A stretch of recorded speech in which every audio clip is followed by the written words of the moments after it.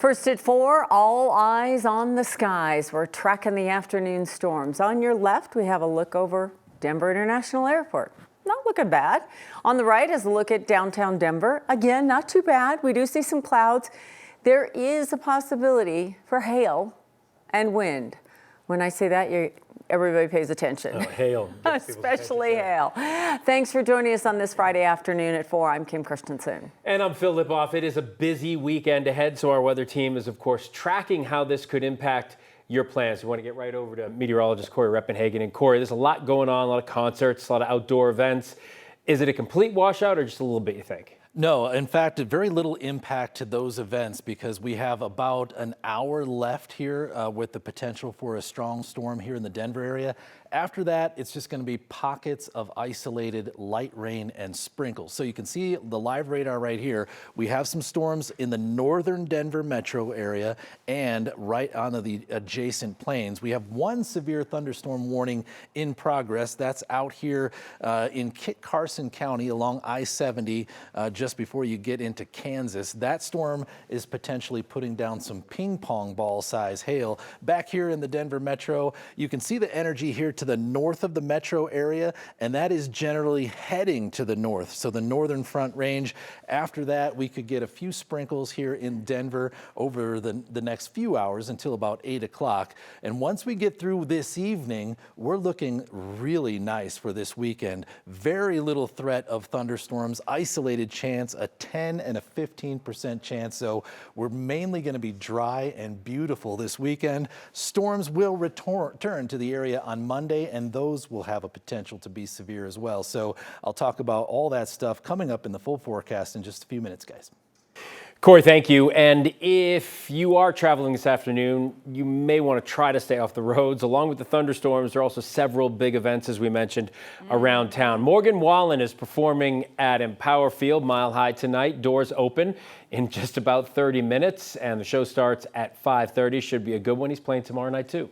Rockies are playing tonight. Also, first pitch is at 6:40, but people will start getting there around 5 o'clock, so you know what that area is going to be like. And the Outside Days Festival also starts at 4 o'clock on the Auraria campus.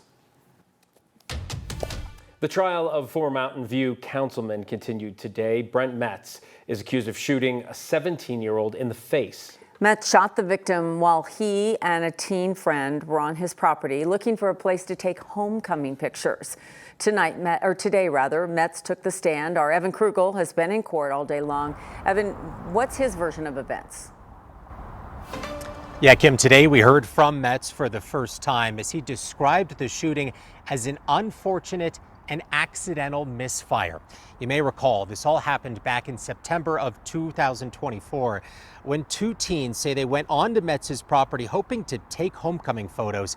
He wasn't there at the time, but he says his girlfriend, who was pulling up to the property, alerted him that there were people on his property walking around.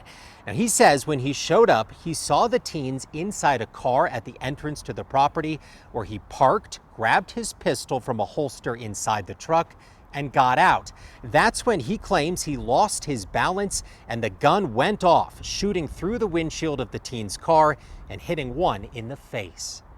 Have you ever experienced an accidental, uncommanded discharge from any firearm that you've owned? Prior to this incident, no. When this discharge occurred, were you drawing your weapon from your hip holster on September 10th, 2024?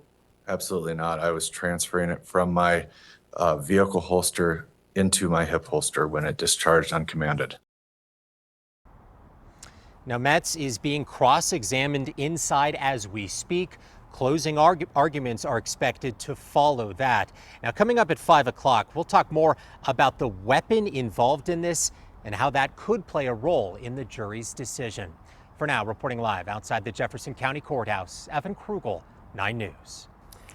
Evan, if you don't know much about guns, and many of us don't, this is a lesson the jury is going to be learning a lot about when you talk about a gun, what kind of gun, and a holster. They're going to have to listen closely.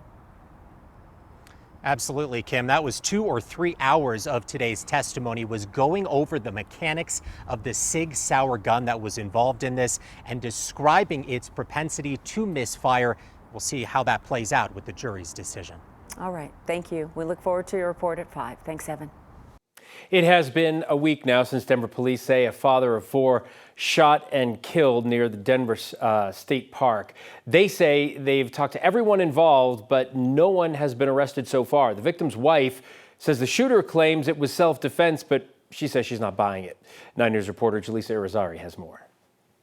We spoke to the wife of the man that was shot and killed near 20th and Little Raven last week. And while the wife says she does not know what happened that night, she says she knows one thing. She believes her husband did not deserve to die. Allison Hensley's new and empty apartment is missing more than furniture. Yeah, definitely. It doesn't have the answers So she's desperate for. I feel like he's just always strived for a better life, and it breaks my heart that he can't have that now, that this is how, like, it had to end for him.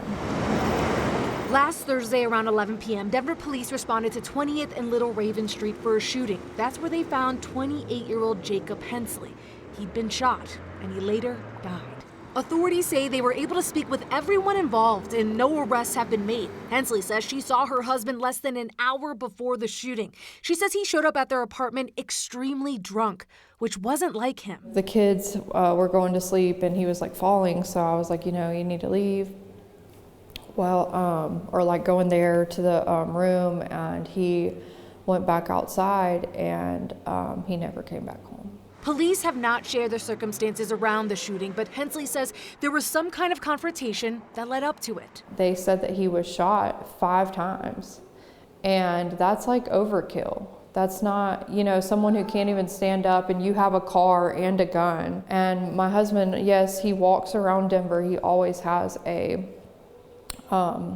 like a dull work knife, you know, it's a pocket knife, but like, it's not like he's just like pulling knives on people. Like, that's insane. Denver police say they are continuing to investigate the incident. Hensley says the shooter is claiming self-defense, but she's not convinced. Not enough to shoot someone 5 times. It doesn't add up at all. Hensley hopes she soon gets the answers she's looking for, not just for herself, but for the 4 children Jacob left behind. The 4 people, Hensley says, were her husband's world. He was very protective of the ones he loved. He was a great dad. I'll never forget him, and you know, I pray that our children don't ever forget just who he was. So Again, Denver police are continuing to investigate this case. If you have any information, they encourage you to contact the Denver Metro Crime Stoppers. Reporting in Denver, Jaleesa Irizarry, 9 News. This afternoon, community members in Evergreen are gathering for a rally after Democratic Governor Jared Polis vetoed a bill introduced in response to the Evergreen High School shooting.